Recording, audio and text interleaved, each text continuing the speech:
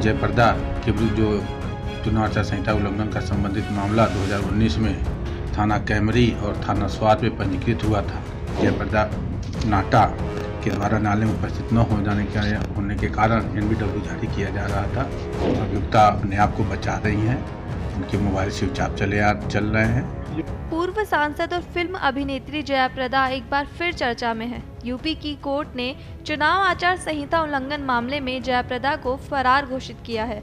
उनके खिलाफ 5 साल पुराने आचार संहिता उल्लंघन से जुड़े मामले कोर्ट में विचाराधीन हैं और दोनों मामलों की सुनवाई के दौरान वो हाजिर नहीं हुई है। 7 बार गैर जमानती वारंट भी जारी हुए हैं, जिसके बाद एमपी एमएलए की विशेष अदालत ने जयाप्रदा को भगोड़ा घोषित किया है। आपको बता दें कि मामला 2019 का है। बीजेपी ने जयाप्रदा को लोकसभा चुनाव में अपना उम्मीदवार बनाया था। उनके सामने समाजवादी पार्टी से कैंडिडेट आजम खान थे। आरोप है कि लोकसभा चुनाव के प्रचार के दौरान जयाप्रदा ने आचार संहिता का उल्लंघन किया और नूरपुर गांव में सड़क का उद्घाटन कर दिया। इस मामले में जयाप्रदा के खिलाफ स्वार थाने में एफआईआर दर्ज हुई थी। इसी चुनाव प्रचार के दौरान जयाप्रदा जब कैमरी थाना क्षेत्र में पहुंची तो वहां पीपलिया मिश्र गांव में जनसभा को संबोधित किया और एक आपत्तिजनक टिप्पणी कर दी थी।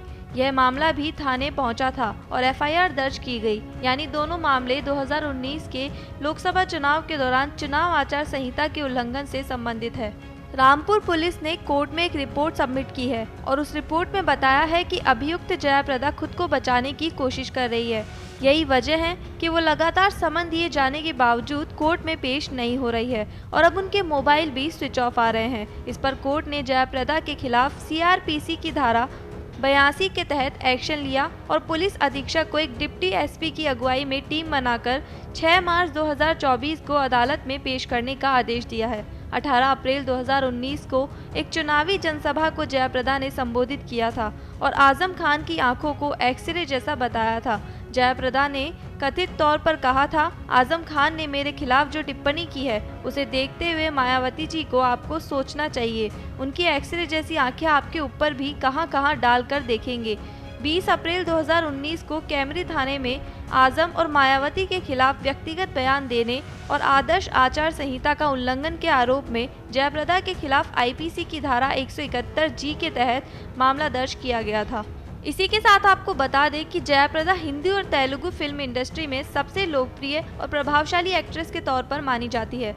उन्होंने राजनीतिक में एंट्री के बाद फिल्म इंडस्ट्री छोड़ दी थी। 1994 में वे तेलुगु देशम पार्टी में शामिल हो गई थी। उसके बाद वे सपा और फिर 2019 में बीजेपी में शामिल हो गई थी। जयाप्रदा राज्यसभा सांसद और फिर लोकसभा सांसद भी रह चुकी है। तो एनबीडब्ल्यू जारी होने के बाद कोर्ट में तारीख थी, क्या रहा? देखिए, विशेष न्यायिक magistrate MP MLA court Rampur के न्यायालय में जयप्रदा के विरुद्ध जो चुनाव आचार संहिता उल्लंघन का संबंधित मामला 2019 में थाना कैमरी और थाना स्वार में पंजीकृत हुआ था।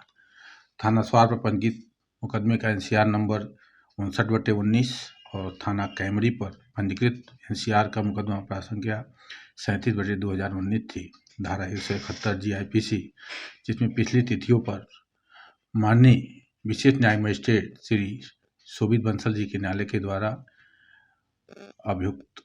अभियुक्ता श्रीमती जयप्रदा नाटा के द्वारा नाले में उपस्थित न होने के कारण एनबीडब्ल्यू जारी किया जा रहा था। आज तिथि नियत थी। आज अभियुक्ता जयप्रदा नाटा माननीय न्यायालय में उपस्थित नहीं आई थी और थाने की जो रिपोर्ट आई थी उसमें श्री रंजीत द्विवेदी प्रभारी निरीक्षक ने यह रिपोर्ट भेजा था कि अभियुक्ता अपने आप को बचा रही हैं, उनके मोबाइल स्विच ऑफ चल रहे हैं और 82 की प्रेयर की गई थी।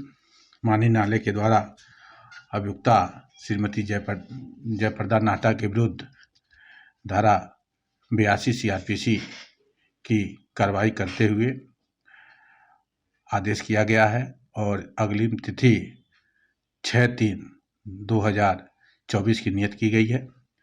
माननीय न्यायालय ACGM first MP MLA court Shri Shobhit Bansal ji के न्यायालय के द्वारा आज श्रीमान पुलिस अधीक्षक रामपुर को आदेशित किया गया है। अपने इस आदेश में कि जयप्रदा नाटा की हाजिरी सुनिश्चित कराने के लिए किसी क्षेत्राधिकारी के अधीन एक टीम की गठित करते हुए नियत दिनांक 6/3 को उपस्थित सुनिश्चित कराएं, क्योंकि जयप्रदा का जो पता है आत्मसमर्पण के समय वह गैर राज्य का है, हैदराबाद का है, इसलिए क्षेत्राधिकारी के नेतृत्व में एक टीम गठित करने के लिए किया गया। सर 82 की क्या कार्रवाई होती है सर? 82 की कार्रवाई उद्घोषणा की कार्रवाई होती है। जब अभियुक्ता या अभियुक्त उपस्थित नहीं होते हैं तो हाजिरी सुनिश्चित कराए जाने के लिए माननीय न्यायालय के द्वारा उद्घोषणा की कार्रवाई की जाती है। उसको CRPC में धारा 82 की कार्रवाई करते हैं।